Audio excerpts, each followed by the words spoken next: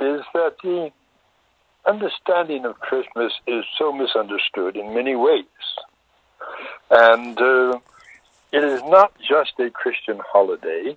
It is a holiday for the world.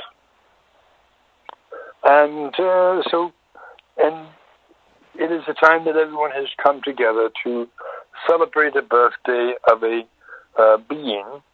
But in reality, Sananda was, if you want to put a time frame on it, he was born in what you would be termed as spring, not winter, not the 25th of December. But and I'm sure that kind of shocked many who are listening. But it is reality. But they have brought together the celebration of Christmas to celebrate this birth of the Christ. And but as I said, in reality, it was in the spring, and there was no snow on the ground at that time, especially in Israel. But so they do have snow. Do not misunderstand me. They do have snow when it gets very, very cold there. But still, the reality of it is that the birthing, or the Immaculate Conception, took place in the spring, which always denotes new life, new creation, and so that is one understanding. Now, also, as I said, this is not just a Christian holiday. It is also a Jewish holiday. It is also the Muslims and all of these. They all come together in this time of year, and which is a wondrous thing. But also, if you want to get into the nitty-gritty of it, Christmas is a pagan holiday. So, if you want to get into the full gist of it, but anyway, and Christmas is a time for bringing people together, uniting them into one understanding of giving, and also of families coming together and celebrating this the occasion, which is a wonderful thing anyway. But it is not. The reality of it is quite different. So, and also the belief in what you call Father Christmas, or you may term him as a Santa Claus, whatever. He does exist, not just in the minds of children, but he does exist. There is a being. Dora? And that, yes, go ahead. Before we get to Santa? Yes. Could we? I got off on the wrong.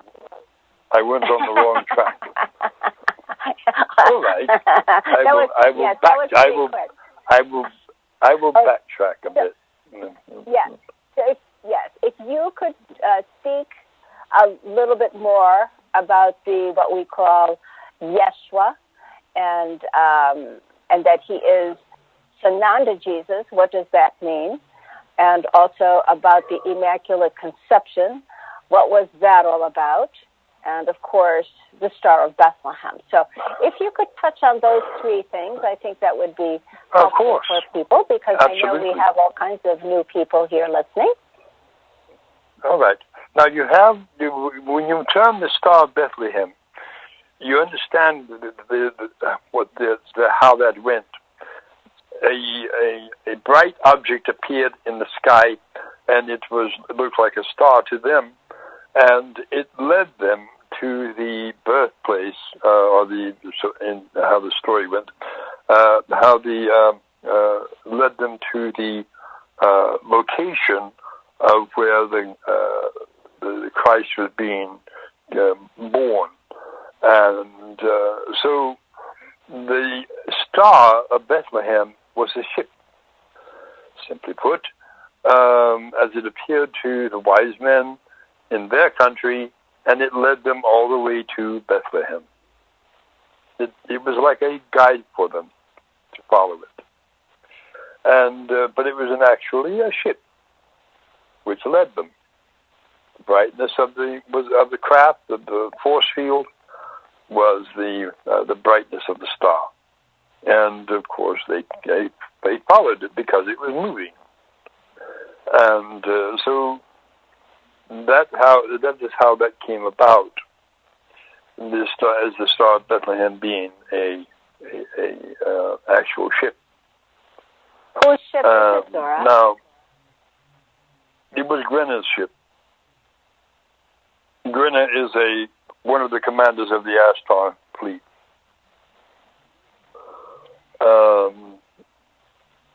And his ship was quite large anyway, so it was a good candidate for it. Anyway, so Dora, is this the New yes. Jerusalem? No. It's another ship. New Jerusalem is that's an entirely different object. That would have been, if that would have appeared in the sky, it would have been frightening, to say the least.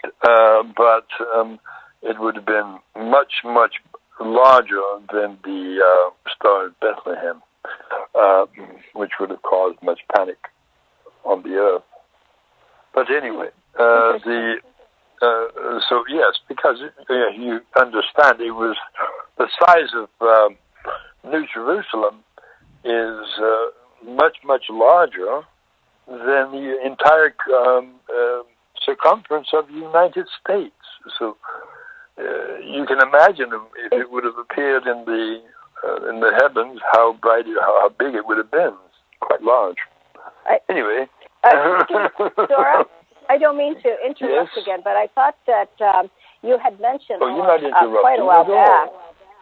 Yeah, but I thought you had mentioned before that Star of Bethlehem is actually Jerusalem, New Jerusalem. I'm trying to recall, back when you had mentioned it before. I don't think I remember you mentioned that it was Grenner's ship, but it's You asked who the pilot was. You didn't ask who the pilot was of the other the vessel before. You asked whose ship was it. But understand, at that time anyway, Grinner was the commander of several vessels. So he was not just particular to one ship. So anyway, getting back to what you were speaking of, the understanding is that the Star of Bethlehem was a ship, which is what you wanted to know. And it was a ship. And matters not who was piloting it, or which vessel it was still a ship that was portraying the Star of Bethlehem. And so, moving on from there, the Immaculate Conception, you understand, is done through thought. It is a thought creation. So, the being known as Sananda, coming to the earth, was through thought, not through a sexual coming together, man and woman. It was through thought, the creation of the being known as Yeshua. So that is how that came about. And, can I ask you a question, Zora? I have one more question yes, for you regarding of course you have I know you do. Being the nurse that you are. Go ahead. Well, I think it's more than that. But anyways, when we're talking about Sananda. Sananda, we know from your information, is Sananda is the son of Prime Creator, correct? Indeed. And then we have a human being whose name is Mary, the mother of Yeshua. How did they come together through thought? I mean, because you're talking about Sananda, who's already of a very high level of dimension or vibrational frequency, and then you have a human being. How did they get together to say, let's create Yeshua?